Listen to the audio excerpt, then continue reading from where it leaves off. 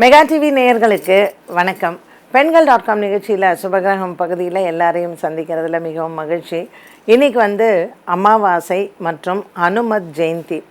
இந்த ஹனுமத் ஜெயந்தி மார்கழி மாதம் மூல நட்சத்திரத்தில் கொண்டாடப்படுகிறது. என்ன சிறப்பு? இது ஆஞ்சநேயர் அப்படின்னு சொன்னாலே பலம், புத்திர் பலம் யசோதைரியம்னு சொல்கிறது. அதாவது பக்தியிலையும் சரி பலத்திலையும் சரி ஹனுமனை மிஞ்ச யாருமே கிடையாது. அண்ட் ஹனுமார் நம்ம எல்லாருக்குமே ராமாயண காலம்தான் தெரியும். அதற்கு பிறகும் கிருஷ்ணாவதாரத்தில் கிருஷ்ணருக்கும் நீங்கள் பார்க்கலாம். அந்த மகாபாரத போர் தேரில் அவர் ஹனுமானுடைய கொடியை தான் அந்த தேரில் கிருஷ்ணர் வச்சுருப்பார்.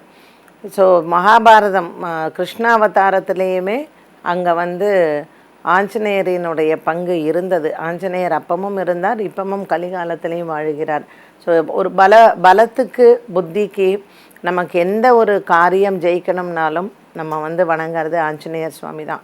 ஸோ இந்த ஆஞ்சநேயர் சுவாமிக்கு பார்த்திங்கன்னா சனீஸ்வரனினுடைய ஒரு பார்வை ஆஞ்சநேயர் மீது கிடையாது. அதனால தான் 7.5 சனியாக இருக்கட்டும், அஷ்டம சனியாக இருக்கட்டும், சஷ்டம சனியாக இருக்கட்டும், இல்லை அர்த்தாஷ்டம சனியாக இருக்கட்டும், எல்லாத்துக்குமே நம்ம ஆஞ்சநேயரை வணங்கிறதுக்கான ஒரு காரணம் வச்சுருந்தாங்க.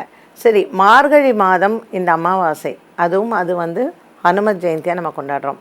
நான் ஏற்கனவே சொல்லியிருக்கேன், கேந்திரம்னு சொல்கிறது கார்னர்ஸ். அதில் இந்த தனுசு ராசி அப்படின்னு சொல்கிற இந்த கேந்திரம் ரொம்ப ரொம்ப ஒரு முக்கியமான ஒன்று.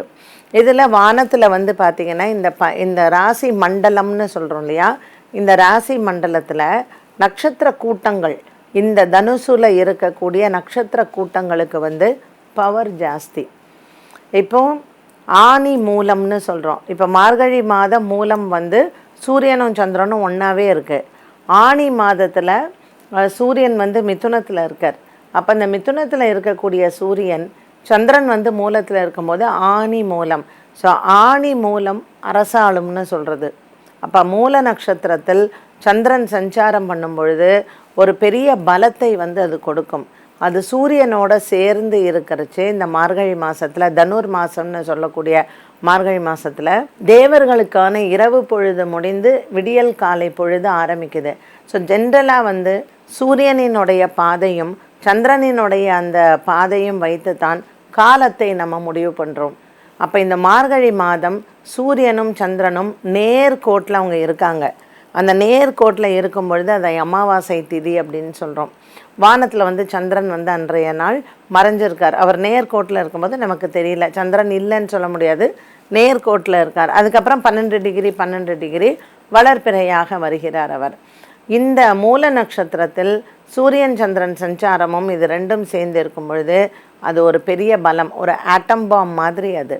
ஸோ இந்த ஆட்டம் பாம்னு சொல்லக்கூடிய இந்த கன்ஜங்ஷன், இந்த காம்பினேஷன் மார்கழி மாதத்தில் அன்றைய நாளில் நாம் எந்த மூல நட்சத்திரங்கிறது நம்ம யாருக்கு கொடுத்துருக்கோன்னா ஆஞ்சநேயர் சுவாமிக்கு கொடுத்துருக்கிறது. அவருடைய பிறந்த நாள் ஹனுமத் ஜெயந்தின்னு சொல்கிறோம். ஜெயந்தின்னா பிறந்த நாள்னு அர்த்தம்.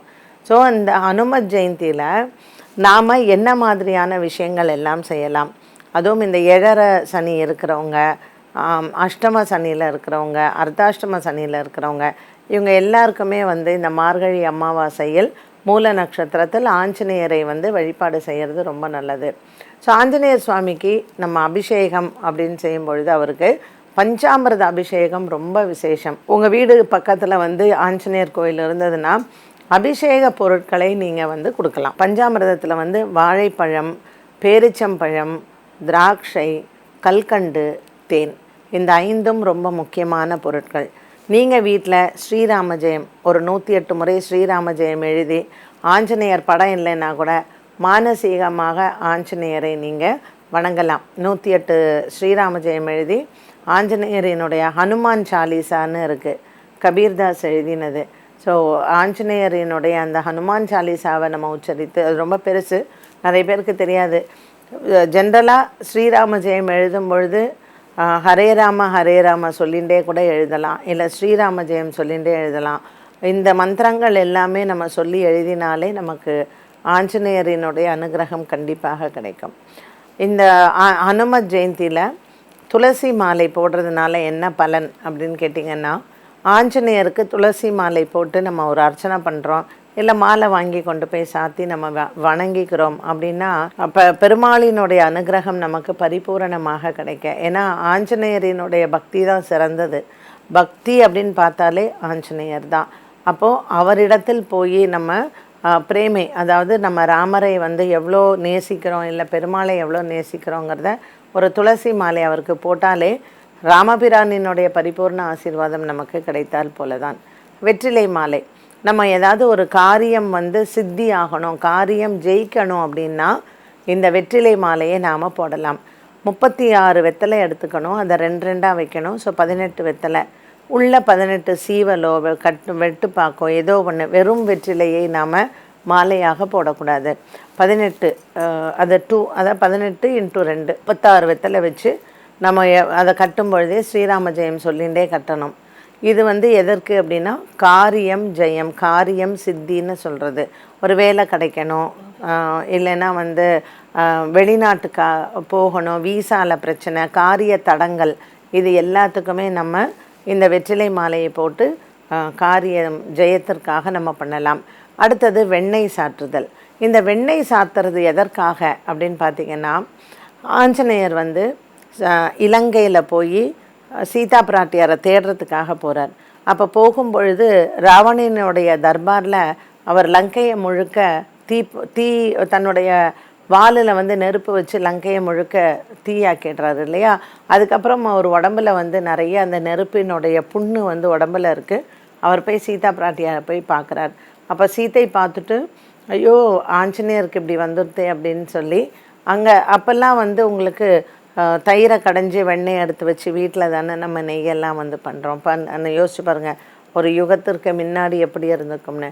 அப்போது ஆஞ்சநேயரை பார்த்தோன்னே சீதா பிராட்டியார் வந்து அவளுடைய பணிப்பெண்கிட்ட சொல்கிறா, அங்கே இருக்கிற வெண்ணெயை எடுத்துன்னு வா, ஒரே ரணமாக இருக்குது உடம்பெல்லாம், நான் வெண்ணெய் தடவி விட்றேன்னு. அவருடைய மேலே இருக்கக்கூடிய புண்ணுக்கும் அவருடைய அந்த ரணம் மாறணும்னு சொல்லி சீதா பிராட்டியாரே வந்து ஆஞ்சநேயருக்கு அந்த வெண்ணெயை தடவி விட்றா. அப்போது சீதை வந்து வரம் கொடுக்குறா ஆஞ்சநேயருக்கு, நீ வந்து ராமனுக்கு எவ்வளோ பெரிய பக்தன் இல்லையா, அதனால் உன்னுடைய பக்தியை யாராலையும் மிஞ்சவே முடியாது, என்ன வரம் வேணும் கேளு அப்படிங்கும் பொழுது அவர் ஆஞ்சநேயர் சொல்கிறார், நீங்களே அந்த வரத்தை வந்து என்னவோ அதை கொடுங்க அப்படிங்கும் பொழுது சீதா பிராட்டியார் சொல்கிறார், உன்னை வந்து இந்த பூலோகம் வந்து போற்றணும், உன்னுடைய பக்தியை வந்து மெச்சணும், நீ ராமர்கிட்ட எவ்வளோ விசுவாசமாக இருக்க, இது பூலோகத்தில் இருக்கிற எல்லா பக்தாளுக்கும் அது தெரியணும். ஸோ உன்னை யாரெல்லாம் வந்து வணங்குறாங்களோ உடல் ஆரோக்கியம், அவங்களுடைய மனசு அவங்களுடைய உடம்பு ரணமாக இருக்கும் பொழுது உனக்கு அந்த வெண்ணெயை சாத்தினால் அவங்களுடைய உடலில் இருக்கக்கூடிய ரணம், மனசில் இருக்கக்கூடிய ரணம் மாறணும், நீ அப்படி ஒரு வரத்தை அவங்களுக்கு கொடுக்கணும்னு சொல்லி சீதா பிராட்டியார் சொல்ல, ஆஞ்சநேயர் அப்படி தான் நம்ம வந்து இந்த வெண்ணெய் சாத்தக்கூடிய பழக்கம் வந்து வந்தது. ஸோ ஆஞ்சநேயருக்கு வந்து பார்த்திங்கன்னா சந்தன காப்பும் சாத்துவாங்க. ரொம்ப உடம்பு சரியில்லாமல் ஒரு ஐசியூவில் இருக்காங்க, ஒரு மரண பயத்தில் இருக்கக்கூடியவர்கள் வந்து ஆஞ்சநேயருக்கு வெண்ணெய் சாத்துறேன்னு வேண்டிண்டு அவங்க உடல் ஆரோக்கியம் நல்லானவுடனே வெண்ணெய் போய் சாத்துங்க, உடல் அவர்கிட்ட பிரார்த்தனை பண்ணும் பொழுதே அந்த உடம்பு வந்து சரியாயிடும். இப்படி வெற்றிலை மாலை, துளசி மாலை, வெண்ணெய் காப்பு, அதுக்கப்புறம் வடை மாலை. அந்த வடை வந்து கருப்பு உளுந்து அந்த நல்லெண்ணெய், இந்த இரண்டுமே வந்து சனிக்கும் ராகுக்கும் உள்ள பரிகாரம். ஸோ யாருக்கெல்லாம் சனி ராகு தோஷம் இருக்கோ வடமாலை அவருக்கு சாத்தி நம்ம வேண்டிட்டா, அனுமார் வடைன்னே பேர், அது வந்து ஒரு மாதம் ஆனாலும் அந்த வடை கிடவே கிடாது. அனுமாருக்கு அந்த வடமாலையை சாத்தி நம்ம பிரார்த்தனையை நிறைவேற்றலாம். இப்போ வடமாலை போடுறது அப்படின்னா நவகிரக தோஷங்களுக்கு நிவர்த்தி, சனி பகவான் ராகு பகவான் இப்படி இந்த 2 கிரகங்களுக்கும் ஒரு நிவர்த்திக்காக நம்ம வடமாலையை வந்து அவருக்கு சாத்தலாம். ஸோ வடமாலை சாத்துறதுனாலையும் நமக்கு வந்து பல காரியங்கள் வந்து வெற்றி அடையும்.